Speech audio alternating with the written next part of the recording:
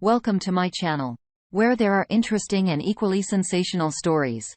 Listen to today's story. Being able to admit you're wrong is important. But so is standing up for yourself when you're right.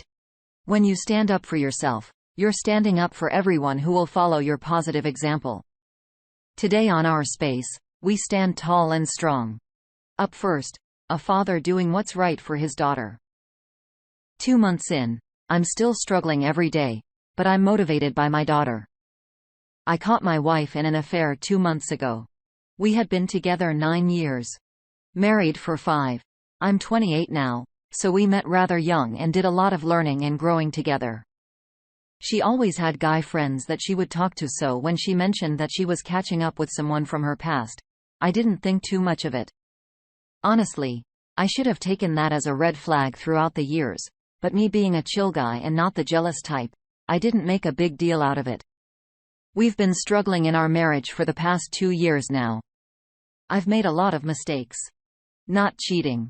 Just many moments where I could have been a better partner. She also has made a lot of mistakes in that sense. Yet, I had been trying to save the marriage, constantly trying to do things to fix our problems and always asking her if she wanted to talk with that goal in mind. She didn't want to try. She'd asked for a divorce and kept telling me our relationship is over. I asked her what her plan was. She said she will start making plans and let me know, which she never did. She was comfortable with me supporting her and trying to help her with her mental health problems. She's bipolar and has depression. For the last 2 years, it's been a big part of her life. In December of 2020, her dad and I had to take her up to a behavioral hospital for the whole month because she became manic. Once she got out, she was on medication, and it was obvious she wasn't the same person that she was before. I figured her wanting to split was due to her mental health, so it became another reason I took it easy on her with her talking to all sorts of people and going places without me and hanging with, I don't know. I loved her and didn't want to stress her out or make the situation worse by getting on to her all the time. It just led to arguments. She would tell me that she needs to live her life that way for her happiness. We have a 5-year-old daughter. She loves her daughter, but she wasn't focused on being a mother and wife. I was the one pushing for our family to stay together and find happiness in that sense. About 2 months ago, she didn't come home at night. She had been doing that for some time now and would tell me she was spending the night at a friend's house. That's when I started to get really suspicious.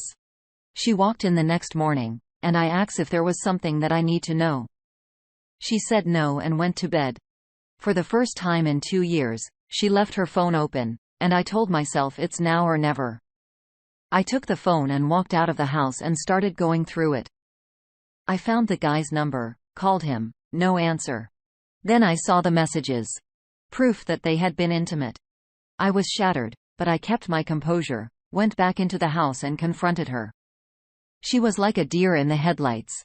I kicked her out that very moment now. She's pregnant with the guy. I'm positive it's not mine. We were last intimate in February, and apparently, they first looked up in March. Now my goal is to try to gain custody of my daughter and divorce her. The guy has a felon. I don't know what kind of lifestyle they plan on living. But I definitely don't want my daughter around people that make those types of decisions. I'm motivated by making sure my daughter is in a good place and to make sure that she knows that she has one parent at least trying their very best for her future. I struggle every day still, but I have a good support group. My family, my friends, even her dad, and some of her family say they are on my side. Everyone sees that what she did was completely selfish. It doesn't make a good image for her or the family in any way. I think a lot about things that I could have done better, but I realized it wasn't my fault. I tried my best to save my marriage. It was her decision. The week that I caught her, I found this subreddit. It's helped me tremendously, and I felt like it was time for me to share my story.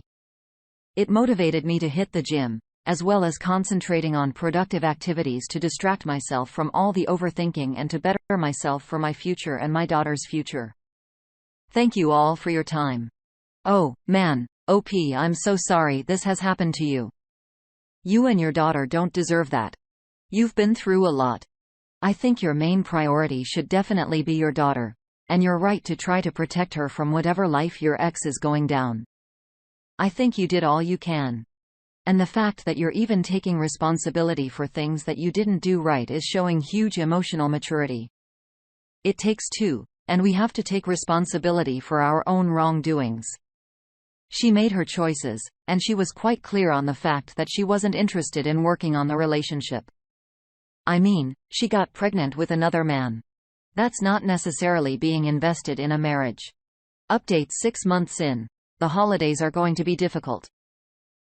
This past April, I found out my wife was having an affair. We had been married for 5 years and together for 8.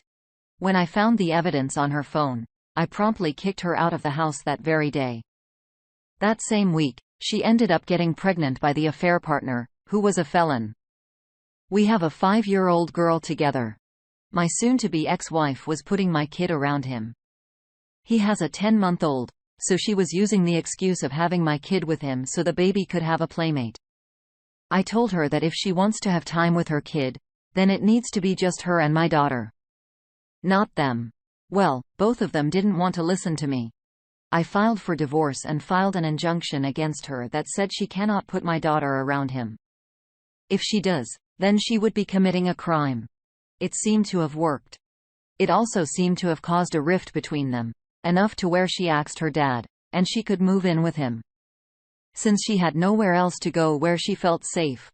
Other than that, I don't know many more details. I don't talk to her much, only if it involves talking about my kid. And even then, I try to keep it short. Her parents and I are on good terms. They understand that it was their daughter's fault and respect that I'm the one that needs to be in charge of my daughter's life. I filed for full custody. My lawyer went ahead and threw in child support, when soon-to-be ex-wife got herself a lawyer, and they offered to settle this in mediation. The first proposed date would have been in December. I thought about it, decided to postpone it till after the holidays, and since all of our birthdays are around this season as well. Her due date is in January, and the next proposed date for mediation is April. So that would mean if everything gets settled in mediation, it would be a full year since this all started. If she doesn't agree to my terms in mediation, then we go to court and it'll get ugly. I'm fighting for what's best for my daughter. A person like my soon-to-be ex-wife can't be trusted and responsible with my kid based off of her decisions as of late. This doesn't mean that I want to keep my daughter away. I'm willing to let her see our kid on a weekly basis, but the authority and decision-making for my child needs to be up to me now. This is also difficult. I have to make one of the people that I love most in this world my enemy now. I'm full of anger, deep sadness, a degree of jealousy, someone having been with the woman I loved, and the level of confusion. Confusion in regards to how everything changed so quickly, and what if I'm doing is a 100% right. About a month ago, she showed up at the house unannounced. She asked if we could talk, so I stepped outside and talked to her in the carport. She asked me for forgiveness, crying to me how she regrets everything, saying that she regrets deciding to keep the baby, telling me she misses everything about us and the family we had in our home. It hurt to hear it, because deep down, I miss all that too. I told her that it's not that simple. Just showing up and speaking those words. I said that I can't forgive you just based off of this. That the only way I would consider forgiving her would be for her to show it through her actions, and that I cannot tell her what those actions should be. It needs to come from her heart, her mind. Yet nay, forgiving her wouldn't mean him giving her a chance to reconcile, or even a chance for us to be friends, which is what she asks. My forgiveness would only be that forgiveness. She chose to betray everything she had with us to be with this person. She can't just backpedal. I told her that she is not allowed in my life, and I don't want to be a part of hers. The most we could ever do is be co-parents. That's the price she pay for her decisions. Among other things, that will still unfold. I have to be this way because I gave everything. I could try to save the marriage. We were having issues, but I never cheated. I made other mistakes, but I worked to try to make those things better for all of us. However, she's the one that made the biggest mistake. And doing so fully aware of how wrong it was. It's not fair to me to allow her back in my life. It's not fair to my child to confuse her in that way. I'm going to push forward and make a better life for my kid and I. I will be successful in my ventures, and that is the best revenge that I can get. I guess the main reason I wanted to rent is because the holidays and our birthdays are coming up. It'll be the first time in 8 years that we have had to spend the holidays and birthdays in this way. It hurts. Even more so because I told myself I wouldn't acknowledge those days to her. I don't feel like texting her Happy Thanksgiving or Happy Birthday or Merry Christmas. And honestly, I hope she doesn't text me either. On those holidays and on my birthday. I don't know if that's cold on my part or rightfully justified, but that's what I feel. The only time I will be willing to work with her is her kid's birthday, which is also coming up. That way, my kid can have both her parents on her special day. Even then, I'll most likely ask her dad to be middleman in certain things. Well, that's mostly of what I wanted to get out for now. Maybe one day, my completed story of surviving infidelity will help someone else. I wish everyone a good holiday season. Let's be around those people that do love us. Let us enjoy that holiday magic even during these turbulent times. Take care and keep strong. Our first community reaction comes from rage, sadness, all in one. God, this was so well written. You sound like an amazing father and love that you continue to always putting your little one first, even through the most difficult time of your life. Not sure how you did it, to be honest, but sounds like you make some really great decisions, even under immense pressure. She will continue to come back trying to win you back because, hell, even internet can see how bad she screwed up. Hold strong. Hope you were able to have some new special holidays with your family, and as you so eloquently put, those that do love you both. Happy holidays. Maureen Exma says, I went through D-Day back in the early 1980s after 12 years of marriage with children. We met at 16 or 17 years old and married very young. We both chose not to reconcile her more than me, and she was in love with her affair partner. So from an elderly man whose life is abundantly happy after 36 years of remarriage, I want you to know how very proud I am of you, how you have gathered yourself and acted immediately during this crushing time. Many betrayed spouses remain indecisive and paralyzed with the devastation of betrayal. I've been there, and I understand as I didn't move as quickly as you. I've learned to ask myself, what will I do if this happens again with my new spouse or partner? And if it does, then stick with that boundary. It's a plan. Wow. And an affair baby to boot, certainly no friendship. Now, 40 years later, we can have a decent conversation because time heals all wounds. Stay strong for you and your daughter and focus on living your best life. Your future has unlimited possibilities, full of love, joy, and happiness, which appears you've chosen for yourself and your daughter. Peace. You're so strong, Op. I'm proud of you for forgiving her, but not going back. You're right to forgive and not hang on those heavy feelings. It's not easy to do, but it's healthy and an important step in moving forward and doing what's best for you and your daughter. You're teaching your daughter important lessons. It's not easy to co-parent. It's one of the hardest things you can do, but you'll get through this. You're doing all the right things and making all the right steps. Being the bigger person for the sake of your daughter is one of the most selfless acts of love. Wishing you all the best, Op. Do you think Op made the right choice? What are your thoughts on forgiveness? On our next Op is grateful for a lot of things this Thanksgiving, just not her ex. X25 male wants to pick his stuff up on Thanksgiving. My 23 female ex wants to pick up his stuff from my house. I think he's using this as a cover to try and reconcile because he texted me at midnight yesterday if he could pick up his things on Thanksgiving. His belongings are too heavy to mail back to his house, and is about a 2-hour drive. I do not want to reconcile. I think he wants to come over for Thanksgiving weekend because he asked if he could pick up his stuff that we've been together for 4 years, and he used to always come to my house for Thanksgiving. How'd you go about this? He has a history of emotional abuse. I know he will try to guilt me into getting back together. He emotionally cheated 1 year ago, and reconciliation has not worked. Trickle truth, me got extremely jealous of other guys, would not give up privacy of his phone. Update. I told him I will mail him his things so he doesn't have to drive over. He got immediately defensive and said, "So you don't want to see me at all?" Then he blew up with me over text on how I am being abusive to him, not letting him say goodbye to my family. I know his behavior, and he knows how to charm people. I'll try to convince my family he's a good guy and to give him another shot. I told him do not come to my house, and he said he will do what he wants. I texted his mom and dad that I am worried about it. He has severe depression, and I believe he could harm himself. Oh, poster says, tell him no. You pick the date. It'd be good to have someone else there with you in case he gets too inappropriate, or just put it on the porch for him to pick up, whether you're there or not. As you suspect, he knows exactly what he's doing. Midnight-ish? I can just hear him now.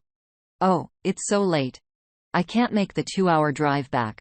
Can I just stay here for the night? One thread killer one says, personally, I'd run a small storage unit for 1 month. Move his belongings there and mail him the key. With a note informing him, he has 1 month to pick up his belongings whenever it is convenient for him. But after that month, his belongings will be forfeited to the storage company. The note would include a request that this be the final communication between each other. The answer is no. Definitely mail his stuff to him.